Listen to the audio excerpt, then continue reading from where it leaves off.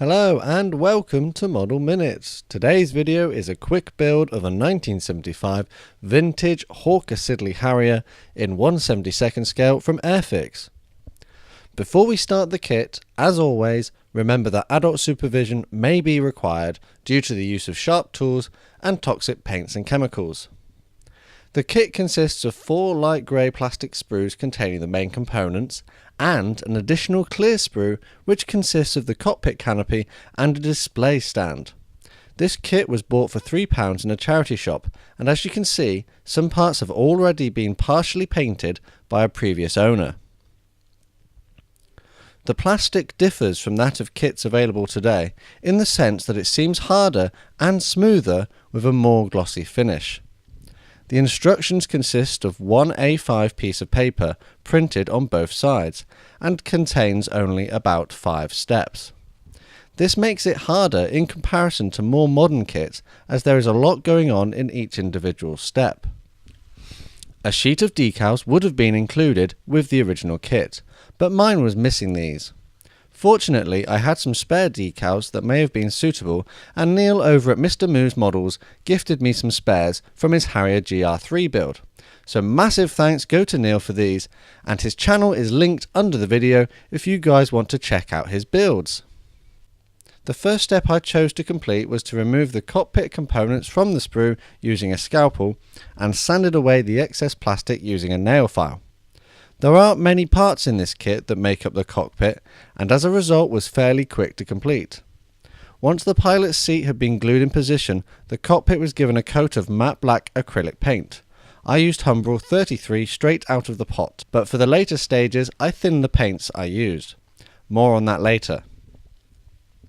The fan for the turbine engine had already been painted by a previous owner, and I decided to leave it as it was.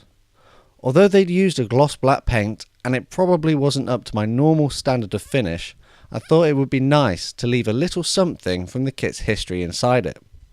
The person who owned this previously clearly had the intention of building it, but for whatever reason never got there. The turbine fan can be made to turn if installed carefully, and I used a nail file to remove some of the paint and plastic to allow for this. The next step was to assemble and install the rotating jet exhausts. If assembled correctly, they can be made to pivot in a prototypical manner, pointing rearwards for normal flight and rotated downwards to allow the jet to hover.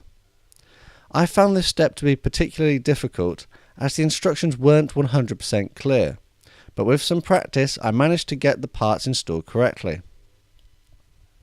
It was hard in the sense that the fuselage halves had to be glued together in order to ensure that the rotating nozzles could be installed properly, and I felt like I needed more hands in order to complete this step.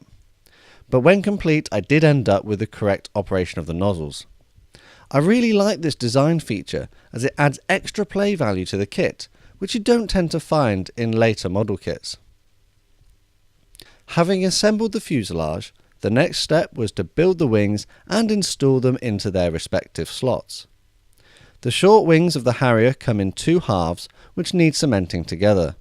Some of the holes for the weapons pylons on the undersides needed opening up slightly with a knife as they had a little extra plastic inside them.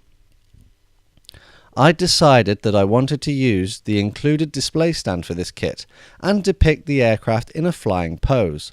So as a result cemented all the doors over the wheel wells and would later include the pilot figure.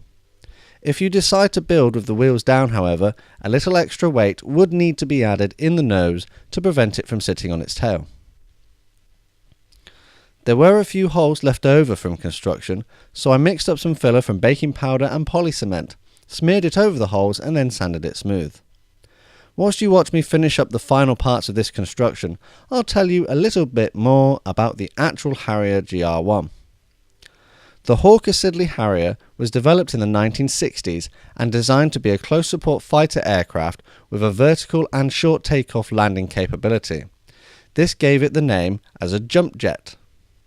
The RAF received its first order of Harrier GR1s in 1969, and in an attempt to show off this new aircraft entered it in the Daily Mail Transatlantic Air Race, where it flew between London and Manhattan in just over 6 hours with the aid of air-to-air refuelling. Able to carry a variety of munitions and to land and take off from unprepared landing strips in the smallest of spaces, the Harrier became a successful aircraft being employed by a number of other air forces around the world. The Harrier GR1 was superseded by the GR3 version, and it was this later version, along with the Sea Harrier variant, that went on to have success in the 1982 Falklands War. At this point now, with the majority of construction finished, it is time to paint the model. I used the equivalent modern Humbrol colours that matched closely the original Airfix paints from the 1970s, these being green number 30, grey 64 and dark grey 27. Some parts were left off the aircraft, in particular the weapon pylons, as these would be installed after the application of decals. To get the best results with acrylic paints, they can be thinned with water, although specialist thinners are available. I tend to do about a 1:2 ratio of thinner to paint, but you may have to experiment with what works best for you. The reason the paint can be thinned is in order to avoid leaving brushstrokes on the finished model. Keeping the paint more fluid until it dries will result in fewer visible lines. My general rule of thumb is to start with the lightest colour first, then progress to the darker colours. I find that it's always easiest to paint a dark colour over a light one rather than the other way round.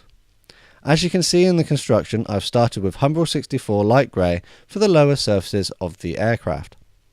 Having completed the first coat, the upper surfaces of the aircraft were then painted with their relevant colours.